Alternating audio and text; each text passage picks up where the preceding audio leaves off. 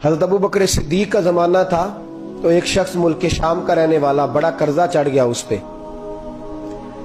تو وہ حضرت ابو بکر صدیق کے پاس آیا، کہنے لگا آپ امیر بھی ہیں اور امیر بھی ہیں، دونوں باتیں، ایک امیر یہ ہے کہ مسلمانوں کے سربراہ ہیں اور دوسرا اللہ نے آپ کو مال و دولت بھی عطا فرمایا ہے، تو میرے اوپر قرضہ چڑھ گیا ہے تو مہربانی فرمائے۔ وہ کہتا ہے حضرت صدیق اکبر نے میرا ہاتھ پکڑا، گھر کے اندر لے گئے، باہر سے دروازہ بڑا اعلیٰ تھا لیکن گھر کے اندر گیا تو چارپائی بھی کوئی نہیں تھی، کھجور کی چٹائیاں بچھی ہوئی تھی، کھجور کی چھال کی، اور وہ بھی پھٹی ہوئی۔ فرماتے سیدنا صدیق اکبر نے بٹھا لیا مجھے اور مجھے کہنے لگے یار تجھے ایک عجیب بات نہ بتاؤں؟ تو بتائیے۔ فرمانے لگے 3 دن ہو گئے میں نے اناج کا دانہ بھی نہیں کھایا، کھجور کے اوپر گزارا کر لیتا ہوں میں، آج کل حالات میرے ٹھیک نہیں ہیں۔ لگا جی پھر میں کیا کروں؟ تو آپ فرمانے لگے تو عثمان غنی کے پاس جا۔ کس کے پاس؟ شخص کہنے لگا جی مجھے تو بہت سارے پیسے چاہیے۔ تو آپ نے فرمایا تیری سوچ وہاں ختم ہوتی ہے جہاں سے عثمان کی سخاوت شروع ہوتی ہے، تیری سوچ وہاں تو جو سوچتا ہے نا اتنے ملیں گے، تیری ختم ہوتی ہے سوچ جہاں سے عثمان کی سخاوت شروع ہوتی ہے، تو جا۔ کہنے لگا جی آپ کا نام لوں؟ فرمایا ضرورت ہی نہیں پڑے گی۔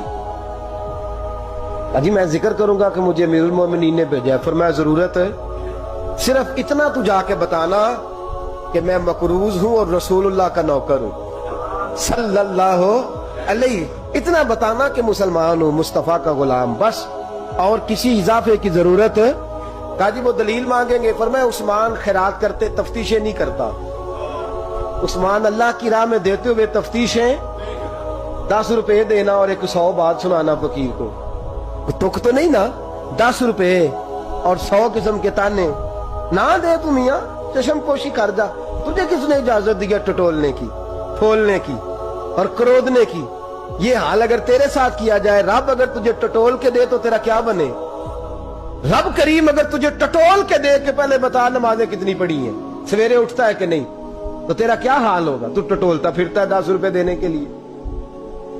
حضرت عثمان غنی کی عادت نہیں، وہ شخص کہتا ہے میں چلا گیا، پوچھتا پچھاتا دروازے پہ پہنچا، دروازے پہ دستک دی تو حضرت عثمان غنی کے اندر سے بولنے کی آواز ہے، اپنے بچوں کو ڈانٹ رہے ہیں، کہتے ہیں یار تم لوگ شہد کے اندر، دودھ کے اندر شہد ملا کے پیتے ہو، خرچہ تھوڑا کم کرو، اتنا خرچہ تم نے بڑھا دیا ہے، تم دودھ کے اندر دودھ بھی میٹھا شہد بھی میٹھا، ایک چیز کھا لو، کو بیمار ہو 2 چیزیں استعمال کرتے ہو۔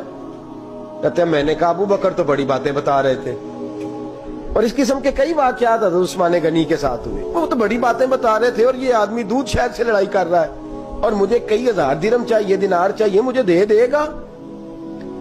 فرماتے ہیں اب وہ ڈانٹ کے باہر آئے، میں دروازے پہ تھا، آتے ہی کہنے لگے میں آیا نا تو جب میں نے السلام علیکم کہا تو وہ سمجھ گئے میں مسلمان ہوں۔ کہتے ہیں وعلیکم کہا تو پہلا جملہ انہوں نے جو بولا وہ ان کے بڑے پن کا مظاہرہ تھا۔ کہنے لگے بچوں کو ایک بات سمجھانی تھی، آنے میں مجھے 1.5-2 منٹ لگ گئے، تو دروازے پہ کھڑا رہا، مجھے معاف کر دینا۔ بڑے لوگوں کی بڑی باتیں، بڑے لوگوں کی بڑی باتیں، اتنا بڑا قد ہے اتنا بڑا اخلاق ہے۔ کہنے لگے تجھے ایک بات بچوں سے کرنے لگ گیا تھا، تجھے انتظار کرنا پڑا، ذرا درگزر کرنا۔ کہتے ہیں پھر انہوں نے دروازہ کھولا، جو اس وقت ان کا ماحول تھا حویلی کا، ڈرائنگ روم کا، جو بھی، مجھے بٹھایا۔ کہتے ہیں میرے لیے جو پہلی چیز آئی وہ دودھ کے اندر شہد ڈال کے وہ لائے۔ کہتے ہیں میرے دل میں خیال آیا گھر میں جھگڑا کر رہے تھے، مجھے پلایا، اس کے بعد کھجوروں کا حلوہ آ گیا۔ کہتے ہیں میں نے کہا بچوں کو کہہ رہے تھے ایک میٹھی چیز استعمال کرو، میرے لیے 3 آ گئی ہیں، 3 آ گئی، عجیب شخص ہے۔ کہتے ہیں میں لیکن ابھی میرا تصور جمع نہیں، میں نے کہا اتنا تگڑا نہیں جتنا حضرت ابو بکر نے بتایا ہے۔ کہتے ہیں کھلا پلا کے نا پھر پوچھنے لگے کیسے آئے ہو، کیسے آئے ہو؟ تو کہتے ہیں میں نے کہا کہ جناب میں مجبور ہوں، آج بہت سارے لوگ ہیں نا جن کے پاس کسی کی بات سننے کا ٹائم ہی نہیں، کہتے موٹی موٹی بات کریں آخری۔ حضرت عثمان غنی پوری کھلا پلا کے کہنے لگے کیسے آنا ہوا؟ کہتے میں نے کہا جی میں مسلمان ہوں، ملک کے شام کے مضافات کے ایک گاؤں کا رہنے والا ہوں، कुछ कारोबारी मुश्किलात आई तो मैं मकरूज हो गया, मेरे ऊपर कर्जा है, मुझे कुछ पैसों की आदत है।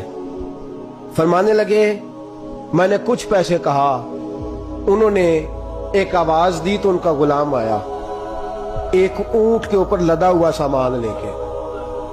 किसके ऊपर?